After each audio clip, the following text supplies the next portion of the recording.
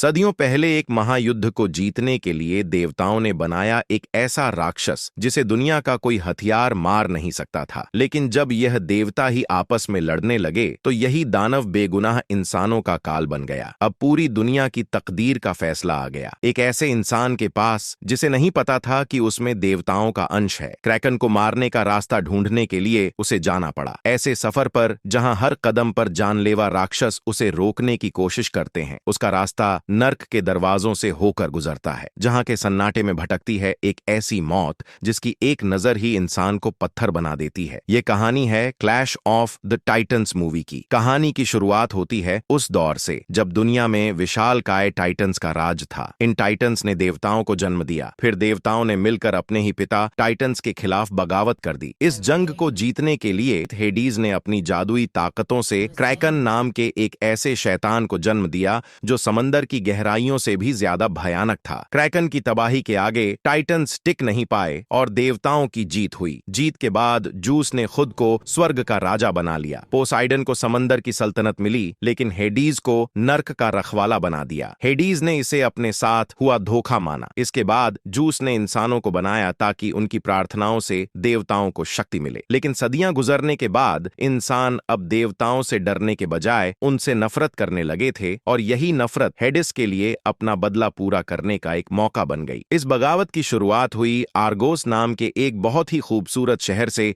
जो चारों तरफ पानी से घिरा हुआ था। इसी समुद्र में लहरों से टकराता हुआ एक ताबूत पानी में तैर रहा होता है जो एक मछुआरे स्पायरोस को मिलता है। जब वह उसे खोलता है तो उसे अंदर एक औरत की लाश मिलती है, लेकिन उसकी गोद में एक छोटा सा बच्चा अब भी जिंदा था। स्पायरोस उस बच्चे को अपना लेता है। दूर छोर पर खड़ी एक रहस्यमयी औरत उस लड़के को पर्सियस नाम से पुकारती है। वक्त तेजी से गुजरता है। पर्सियस अब एक जवान और ताकतवर शख्स बन चुका है। वह अपने पूरे परिवार के साथ समंदर के बीचों बीच मछली पकड़ रहा है। उनके बीच का प्यार यह दिखाता है कि पर्सियस के लिए उसके परिवार से बढ़कर कुछ नहीं है। कुछ देर बाद पर्सियस की नाव आर्गोस की सरहद के पास पहुंचती है। वह वहां जूस की विशालकाय पत्थर की मूर्ति देखता है जिसे आर्गोस के सैनिक रस्सियों से खींच रहे हैं और उसे गिराने की कोशिश कर रहे हैं। जैसे ही वह विशाल मूर्ति टूटकर समंदर में गिरती है, पानी में हलचल शुरू हो जाती है और पूरा आसमान काला पड़ जाता है। अचानक पानी के अंधेरे से कुछ परछाइयां निकलती हैं। ये फ्यूरीज थी, हेडीज के भेजे हुए उड़ने वाले शैतान।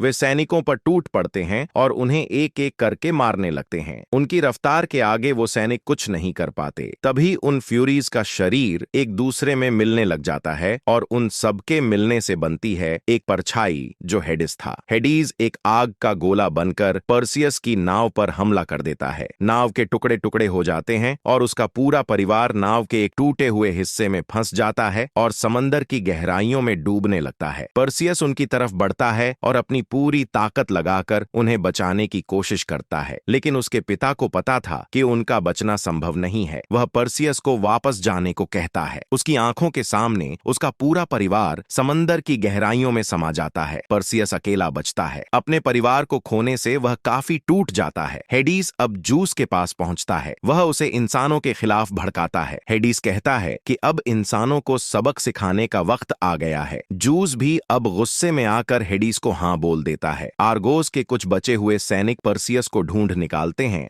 और उसे अपने साथ शहर ले जाते हैं। उसे राजा के दरबार में ले जाया जाता है। मूर्ति गिराकर सब लोग जश्न में डूबे हैं। राजा केफियस और रानी कैसियोपिया को लगता है कि उन्होंने देवताओं को चुनौती देकर बड़ी जीत हासिल की है। दरबार में कैसियोपिया अपने अहंकार में अंधी होकर अपनी बेटी एंड्रोमेडा की खूबसूरती की तुलना देवताओं से कर देती है। वह कहती है कि राजकुमारी इतनी सुंदर है कि स्वर्ग की अप्सराएं भी इसके सामने फीकी है। एंड्रोमेडा अपनी मां को देवताओं का अपमान करने से मना करती है। तभी काला धुआं पूरे दरबार में फैल जाता है। सभी सैनिक और उनके हथियार उसकी तरफ खींचने लगते हैं और उसमें से फिर हेडिस निकल कर आता है। पर्सियस को देखकर वह चौंक जाता है। उसे यह अजीब लगता है कि वह अब भी जिंदा है। पर्सियस उस पर हमला करने के लिए पड़ता है, लेकिन हेडिस एक धमाका करता है और पर्सियस को दूर उछाल देता है। इसके बाद वह रानी की तरफ बढ़ता है। हेडिस कहता है कि इंसान देवताओं के नाखून की धूल भी नहीं है। वह रानी को उसकी गुस्ताखी की सजा देता है और उसे चंद सेकंडों में बूढ़ा करके राख बना देता है। इसके बाद वह एंड्रोमेडा को एक श्राप देता है और फिर सबके सामने एक शर्त रखता है कि उनके पास सिर्फ 10 दिन है। या तो वह एंड्रोमेडा एंड्रोमेडा को क्रैकन के हवाले कर दे, या फिर 10वें दिन सूर्य ग्रहण के वक्त क्रैकन पूरे आर्गोस को तबाह कर देगा। एडीस जाते वक्त पर्सियस को कहता है कि यही तुम्हारे पिता जूस का आदेश है। पर्सियस